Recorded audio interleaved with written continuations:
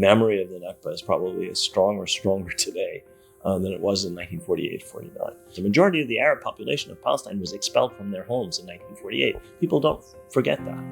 And their children don't forget that. And their grandchildren and great-grandchildren have not forgotten that.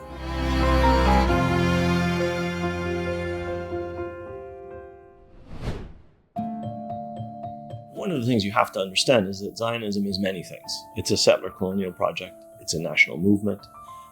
It involves the mobilization of enormous financial resources from Europe and the United States.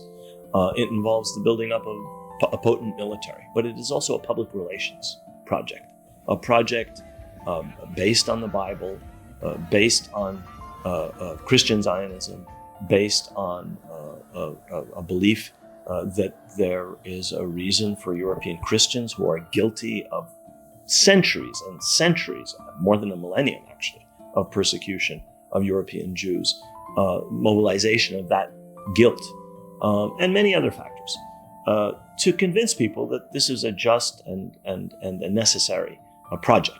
The thing that pushed this into European and American consciousness with even more force was, of course, the Holocaust, a situation where Britain and the United States refused to allow Jewish refugees who could leave Germany before World War II began into their countries, but said, oh, let them go to Palestine.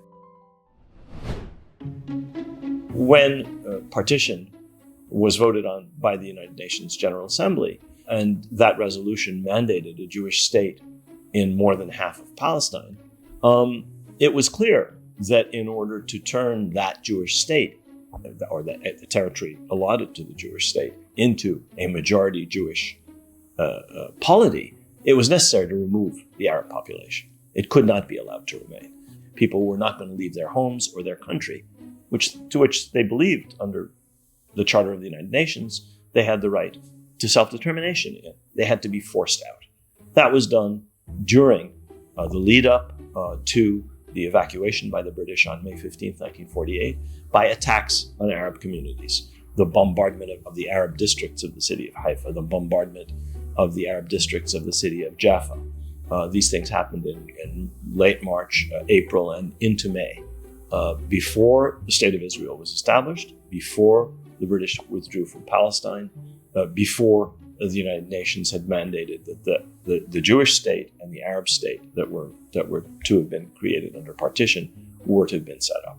About 300,000 Palestinians were expelled from their homes, about 70,000 from Haifa, about 70,000 from Jaffa, and about 30,000 from the Arab neighborhoods of West Jerusalem in the months of March, April, May of 1948, before the State of Israel was established, as a result of attacks by Zionist militias on Arab communities, as a result of massacres in many cases, as a result of propaganda, as a result of, in some cases, forcing people out at bayonet point, at gunpoint.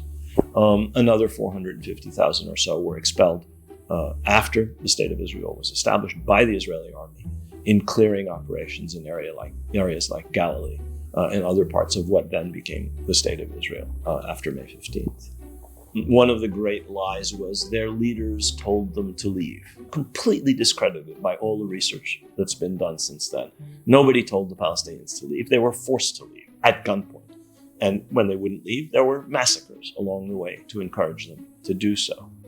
There were various other arguments, one of them being that the Arabs started it. In other words, Palestinian resistance against the takeover of their country in the months and years before May 15, 1948, was cited as a reason justifying the expulsion. Palestinians were not allowed to return, and those who tried to return over the borders were shot by the Israeli army after 1948. So that's the second thing that happened after the expulsions themselves. The third thing that happened was their property was confiscated.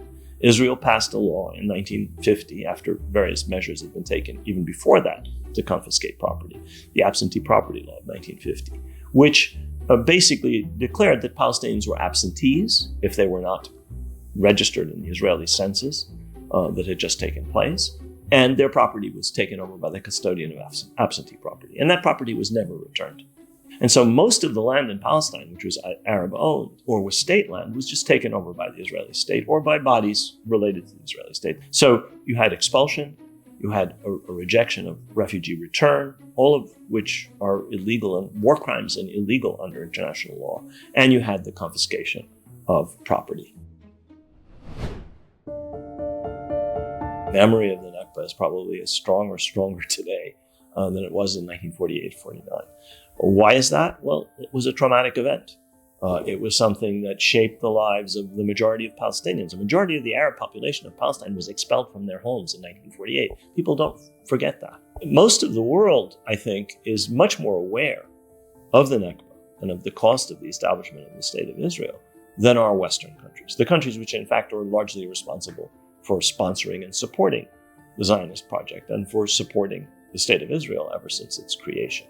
It's here in the United States and in the West that you have a forgetting, that you have an absence, that you have an erasure of memory of the suffering inflicted by the Palestinians as the precondition for the establishment of the State of Israel. Many Palestinians say the Nakba continues to this day. There have been further expulsions, especially in 1967, for example.